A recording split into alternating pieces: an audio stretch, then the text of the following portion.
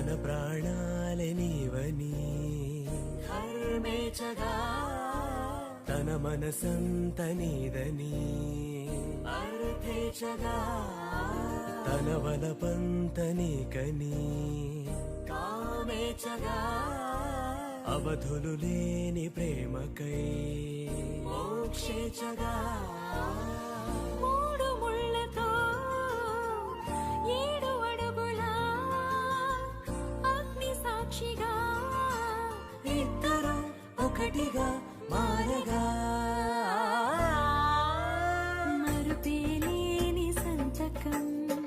వెళ్ళి పుస్తకం మరు జన్మకి తొలి